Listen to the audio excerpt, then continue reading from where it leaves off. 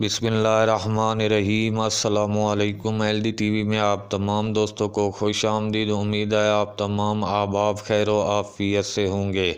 آج کی ویڈیو میں جو نسخہ آپ لوگوں کے ساتھ شیئر کرنے لگا ہوں یہ نامرد اور شادی شدہ افراد کے لیے کسی نعمت سے کم نہیں ہے۔ تمام جسمانی اور جنسی کمزوریوں کو یہ نسخہ دور کرتا ہے، جسمانی اور جنسی طاقت پیدا کرتا ہے، نامرد کو مکمل مرد بناتا ہے۔ ایسے شادی شدہ افراد جو شہوت کی کمی کا شکار ہیں وہ یہ نسخہ استعمال کریں، انشاءاللہ شہوت کی کمی دور ہوگی، شہوت میں اضافہ ہوگا، نفس کا ڈھیلا پن ختم کرتا ہے، نفس میں سختی پیدا کرتا ہے، طاقت پیدا کرتا ہے۔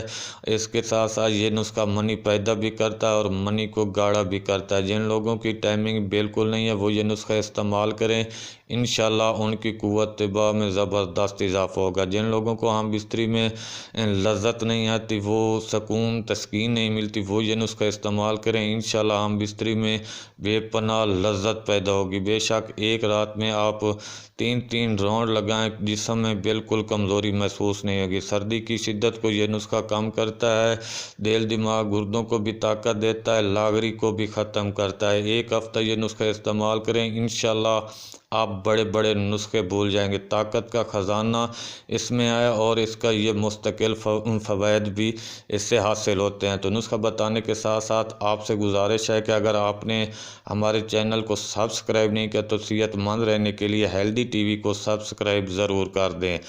مغز پستہ یہ آپ نے 20 گرام لینا ہے اور اس کو 1 پاؤ دودھ میں ڈال کر دھیمی آنچ پر آپ نے اس کو پکانا ہے۔ 2-3 جوش اس کو دے لینے اور اس کے بعد اس کو اتار لینا اور اس میں آپ نے حسب ذائقہ مصری ملا لینی ہے۔ رات کو سونے سے پہلے نیم گرم اس کو پینا ہے۔ اس میں طاقت کا ایسا خزانہ چھپا ہوا ہے کہ اگر آپ اس کو 1 ہفتہ استعمال کر لیں تو آپ قیمتی نسخے اور بڑے بڑے نسخے بھول جائیں گے۔